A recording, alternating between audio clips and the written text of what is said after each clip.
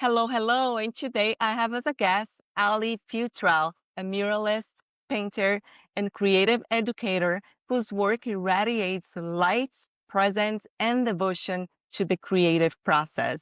Through her work, she invites people to reconnect with their inner artists and remember the joy of self expression. I've been following Ali's journey for quite a while now and deeply admire her commitment to her practice and her way of bringing creative consciousness to the world. Her work feels like a meditation in color, grounded in both discipline and freedom. Ali, welcome to the Decoding the Flow. I'm so happy to have you here. Thank you so much. Thank you for having me. Please, let's just start with the basics. Do you see painting as a spiritual practice? Yeah, definitely. I think in a way it's a total meditation. Of course, it depends on the project, as I'm sure you can also relate to. Like some are a little bit more structured in the sense that there's timelines, you're given like a subject and whatnot. But when it comes to like painting on my own projects and just finding the time to get to really sit and be with my artwork, it really does become like a meditation. I feel like it's almost like it's definitely a spiritual connection in the sense that I'm getting to tune so inward, even though what I'm doing is very outward and, I'm really creating something in real life. But it's just an incredible practice to get to really slow down and focus on what I'm doing right in front of me. And I think when I do go inward, I start to really be able to listen to thoughts kind of like you would do if you sit down in a meditation, and your brain can be super loud. And then as I paint, slowly it gets quieter and quieter. So almost every time it feels like a release in a way. If I can get a session that from start to finish is, not disturbed or whatnot, but just like a really peaceful session to be able to paint and get to tune inward. Do you have any sort of rituals to get into that flow state? Because it's so hard to focus nowadays. And like you're like a multidisciplinary, you do like so many different projects. So do you have any sort of rituals that you have set in stones? Like I have to do this before I start creating. I'm curious to know. Yeah, they vary, I would Mm. say. It depends on where I am with my project, but a few that never seem to fail are probably like being able to journal. Journaling is something I do pretty much every day. It's like the one thing that I feel like I have access to because I bring my journal almost everywhere with me. So that's something that I can definitely do in almost every single time. Once I clear my head, I'm able to then begin to work with something that maybe I felt blocked with originally. And then I would say, I mean, these aren't really art related, but like just being able to do some stretching or like light some candles. Like I really feel like the environment says a lot to how I end up working and kind of create the headspace to begin. So it is kind of, again, like a meditation in a way, setting up a scene to kind of be able to feel like comfortable and still and present. Yeah. I love that you're saying journaling because I do it every day. I journal more than I actually paint. I write Me too. everything before if I'm on the studio, which is at home, right? So I have two journals, one here, one there. Sometimes when I'm painting, I have to stop because something came to mind. I was like, Yeah. okay, I have to write this down. And it's very interesting. So I'm curious to know like what exactly you write about, but when I have like when I'm trying to find a solutions, it's almost like I'm talking to another version of me. So I ask Mhm. myself questions and I get the answer like right away. It's so interesting. Yeah, it's such a good way to reflect. I love that you Yeah. do that too. I'd be curious about your rituals as well, because yeah, journaling is a big one for I me. definitely do journaling. I do every morning when I first wake up. That's what I do. I will just Mhm. free flow. Like I just whatever is in my mind, but I also add like a lot of what I'm grateful for, some intentions that I want for the day, or some ideas that I want for the month or for the week. I also write things that got me triggered and Mm. what solutions, like what did I got triggered? I just keep asking myself a bunch of questions.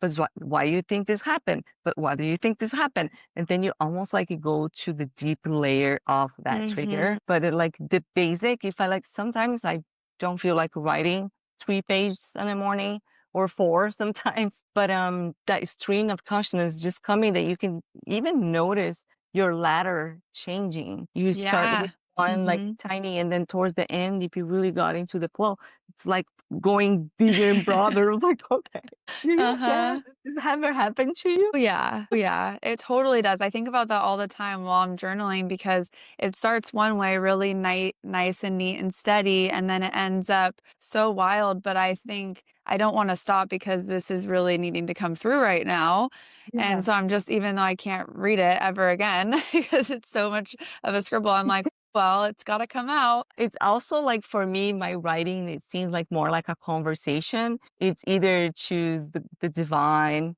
creator, Mhm. whatever you want to call it. I kind of thank for the day, and then I say everything that I'm grateful for, and then set the intention. And when I am about to start painting, I always put an intention to what I wanted Mm. to come forward. Yeah. I love that. That Yeah. reminds me, I sometimes do the same, but I'll write the word like on my canvas if I'm starting a new painting and I'll just write it across and then I'll paint over it and then you'll Oh, never see that's it again. But I beautiful. just love the idea that the canvas can hold so much energy. Yeah. Oh, this is so beautiful. I had a mural that I had to paint, and I did the same with the words because we want to put a lot of like love and intention Yeah. and creativity. So I wrote, it was so fun because when you get to do this, I wrote like this huge letters, and then I had to paint over paint drippings. It was really fun. So Yeah, just that's I so think the cool. intention and the Mhm. wall, and it will just stay there even if you cover up, right? I love Yeah, that.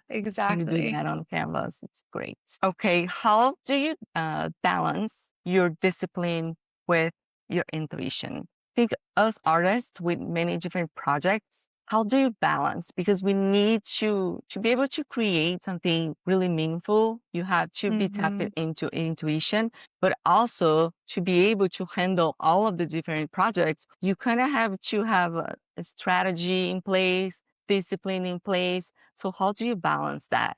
That we're talking about the female energy and the masculine energy. I know, this is a good example of that, and it's something I still struggle with. I'm totally learning how to balance the 2, but it's a great question. I think as an artist, I'm definitely more of, like, the feminine flowing through life. I actually was just having a conversation with my boyfriend about this the other day because he is a routine guy, and I am a well, not. And so what I've come to find out is that I'm more of a rhythm state. Mm, And so I loved that comparison because I think there is a rhythm to what I do and it's definitely intuitive.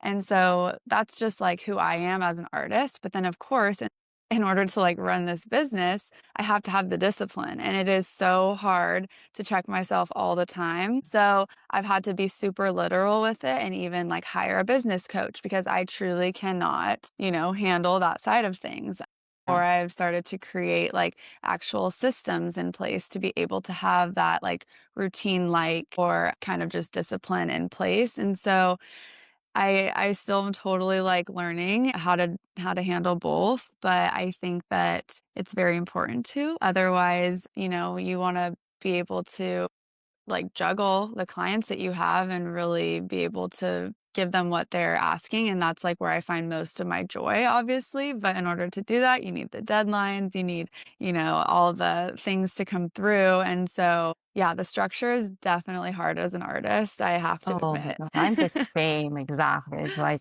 all right, some systems kind of showed up. It's just because the way I do one thing, I just keep Mhm, doing it. And I've been doing it for so long. So a lot of my systems that I have now, it was just created not by intention, but just by repetition itself. And I just kept doing it in a way. I was like, oh, that works. Okay, now I have a system. yeah, exactly. I also feel like, and I think it's so beautiful you say, and I'm still learning, and I think we all do. Even if you reach like another level, that we still think that you will keep learning. So having that mindset that I'm open to learn, I'm open Mhm. to discovering new ways. So I think it's really beautiful, and hiring somebody that can mentor you.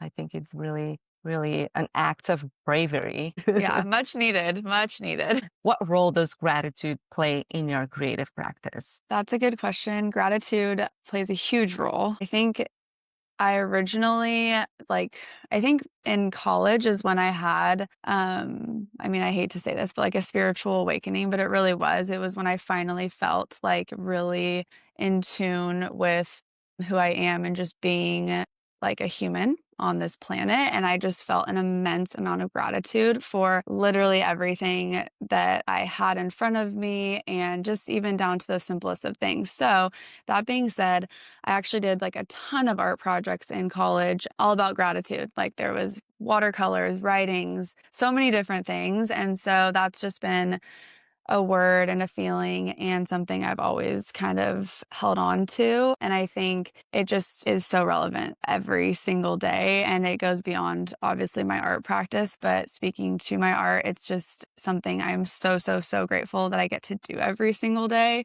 and that I've made a career out of it. It really doesn't get much better. And so I think I'm grateful for that. And then I have so much gratitude for everyone that supports and that everyone that can kind of like see that you are living out your passion and that don't, doubt or they just cheer you on. And I just feel like there's so much gratitude for many elements. I love that. I can resonate with a spiritual awakening too. Mm, Do you face sometimes some sort of resistance or self-doubt depending on the project? How do you yeah. deal with that self-doubt or resistance if showed up in our practice still? Oh, yeah, definitely. It for sure shows up.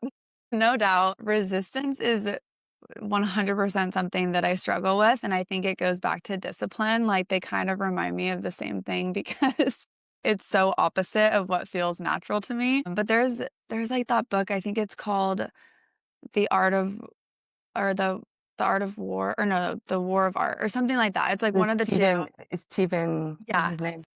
That Yes, is a great exactly. book. Yeah. Need to figure out that name because there's another one that's the opposite and it's like not what I'm talking about. But yeah, it's the one by Steven. And so it talks a lot about resistance. And I think when I do feel that block and feel stuck is when I really source out like books like that really help me let go and that kind of get me out of my head a little bit and just get me into like a different way of thinking. I think as also like drawing, sketching, doing something that I don't really care about and just actually doing it just to like get it out of my system, see where it goes. Because when I'm working on projects, I can feel a lot of resistance if I feel stuck, even though it could be something that I absolutely love doing and I'm so excited about the project. Yet for some reason, days will go by and I'm like resisting even touching it.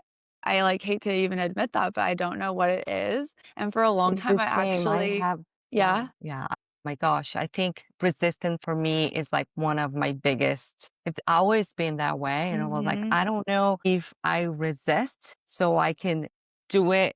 Like I procrastinate until it's Yeah. towards the deadline so I can Yeah. feel the adrenaline rush, right? It can Yeah. be like Yeah. addictive to that adrenaline because I love Mhm. deadlines. I always put deadlines on me and I love working under pressure in a way, and I hate to Yeah. admit that, but it Yeah. is kind of a truth. And there's another book, and I can put everything on the show notes that I just started reading that it called Art and Fear. Really good book. Ooh, Because okay. resistance, all that is, it's fear in disguise. It's some sort of fear or so this book is amazing. You love it. Art and Fear. I forgot what is the author name. Okay. It's a really good book. Really, really good. I'll put everything on the show notes so Okay, please you can all do. look for it. I'll Yeah. definitely read that. Yeah. I think it's so fascinating. It's definitely been something I struggle with. And I actually thought that for a while it was just because, and I think it still is, but some projects I enjoy so much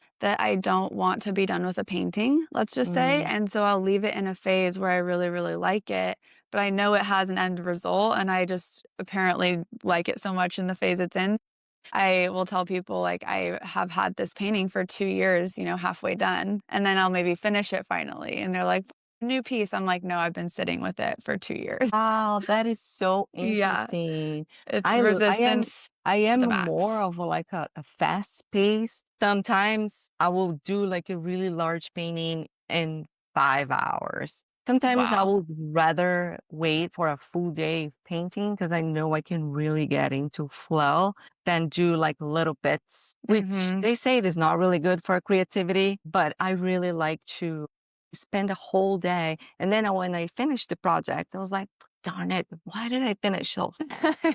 You love it so much. It's like, Yeah. keep resistance. I So know, I know. It's so funny. Constant struggle, but I'm excited to read that book. I'll definitely get it. yeah, I'll let you know. It's a Okay. fascinating book. You'd definitely be helpful. That is a question that I really want to know because the type of work art that you do is really happy. We paint like super happy, share this positivity through her work, through our work. And how do you sustain creativity when life feels unsettled? Do you have like a anything that you do or you don't paint at all? Do you have that awareness? Like, I'm not sure if I'm supposed to paint today. How do you deal with this? Yeah, I know I love your work too, how happy it is. I'm loving the painting behind you too. It just Oh, sparks thank so much you. joy, but it does happen the days that you are unhappy. I think when I'm going into, like, my studio or something, it is tough to be motivated when you're not feeling 100%. You know, your head is a little bit foggy on whatever you're thinking about. But I think at those moments, it's so important to force yourself to do it for me because I always end up feeling better. It's almost like not even about the art anymore. It's just about like not about what I'm painting, but it's about the literal act of doing it. And so I often do paint, even if it's the worst art I've ever created, I will just do it because it really helps me work through things, especially if I'm there by myself and I can just kind of think in my head or and process it. And so by the end, I usually end up feeling better.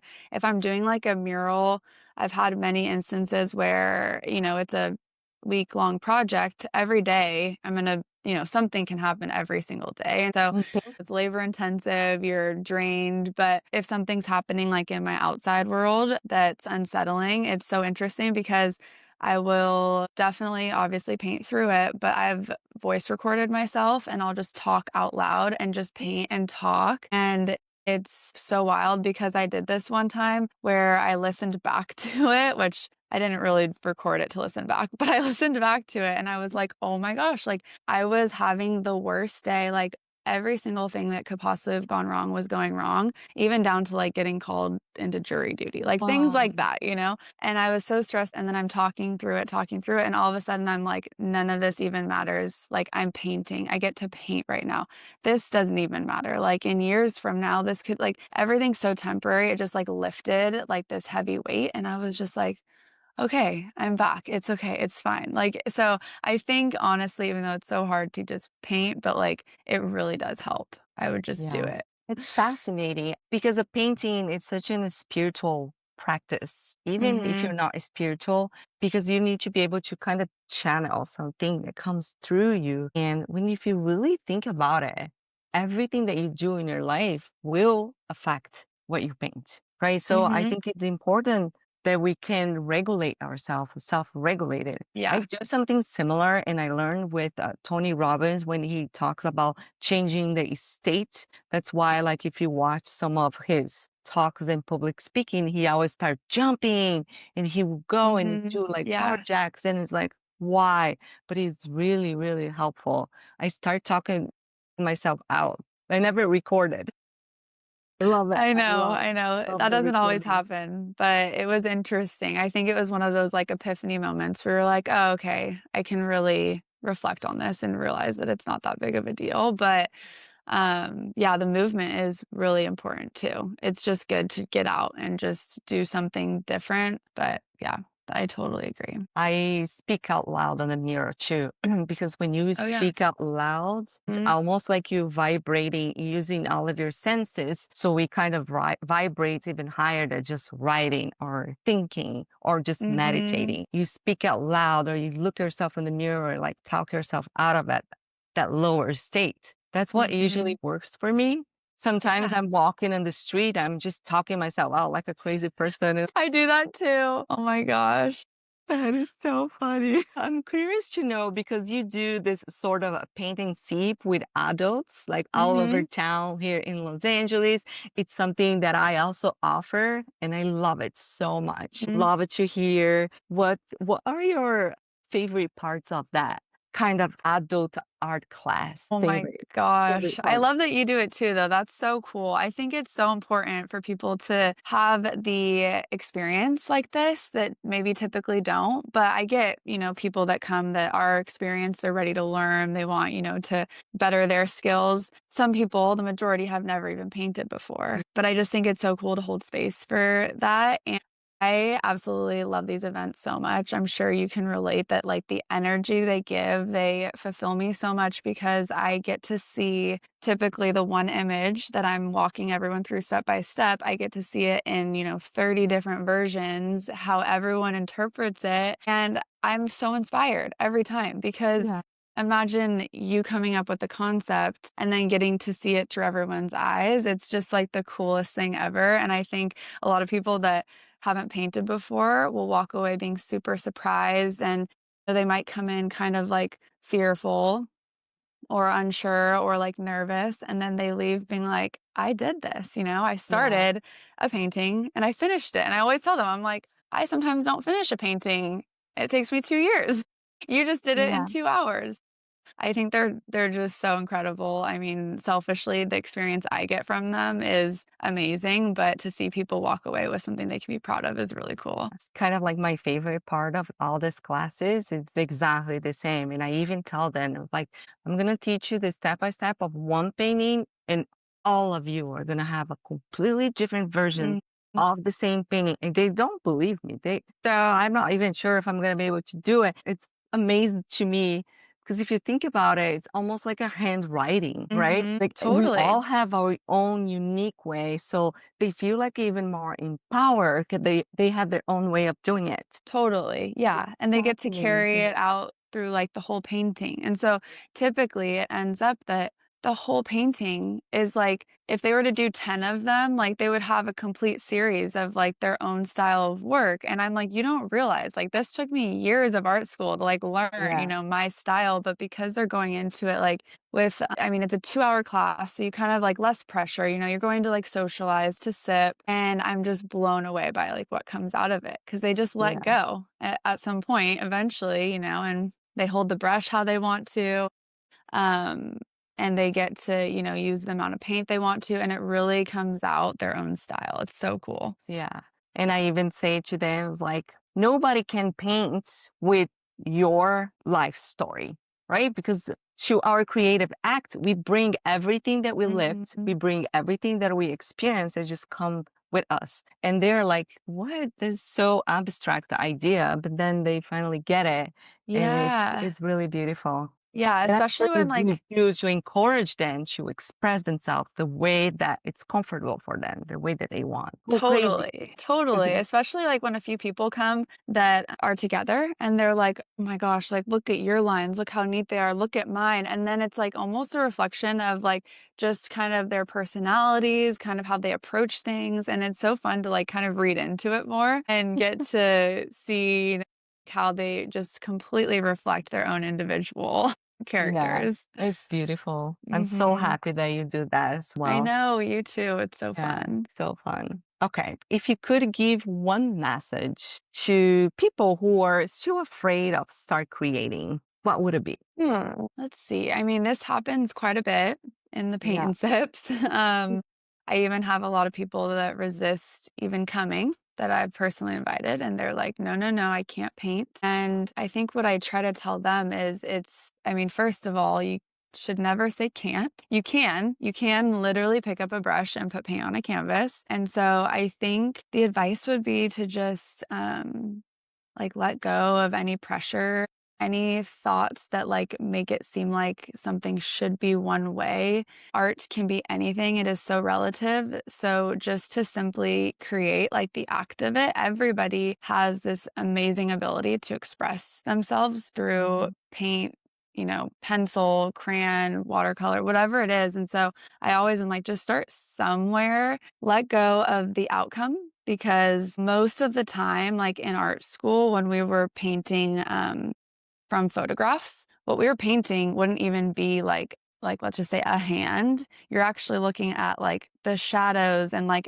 the whole hand ends up being pretty abstract, you know? So you can't really think about what the end result is. Just start at the like basics and just kind of get some movement on the page. I think to just focus like on the act of instead of the outcome would be like the most important. I love that you say that because you can even see I see some people who paint like faces and sometimes they Mhm. decided to paint upside down so they don't get Mhm. attached to them. Yes. Yeah, exactly. Yeah. So like at paint and sips, I'll have people sometimes rotate their canvas because I'm like, what you're painting in this very beginning phase is going to look so different by the end because people can get super hyper focused on like one step. And I think that's the coolest part is like, I'll have them be super messy with it in the beginning. And I'm like, completely let go of what you think this is going to look like. Trust the process. And then by the end, when you're adding like the tiny details and the highlights, they're like, oh my gosh, this came It's like together.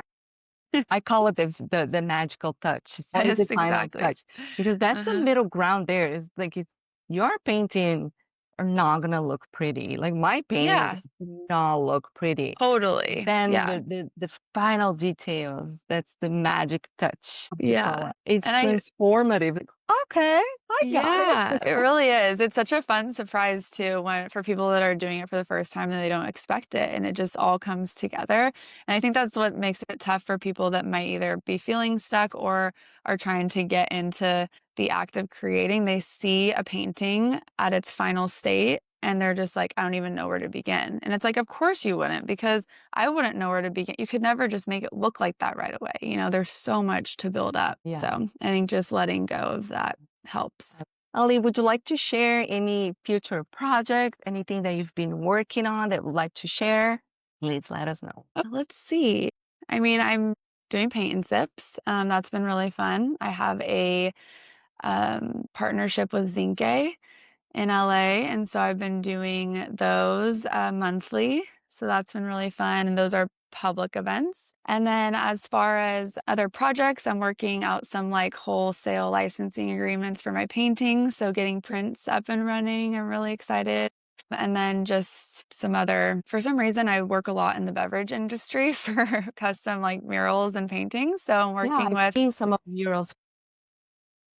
It's exactly, like beautiful. nosotros. I'm working on some cans for Hio, which is a non-alcoholic drink. So yeah, just have a few projects always in the works, but practicing that discipline to get them done. Yeah. Thank you, Ali. Thank you so much for sharing your wisdom with us today. Your journey is such a beautiful reminder that it's just not about making art. It is about who you need to become when you painting or creating, right? That's the cherry on top.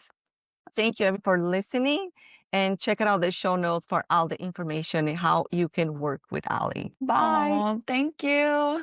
Thank you.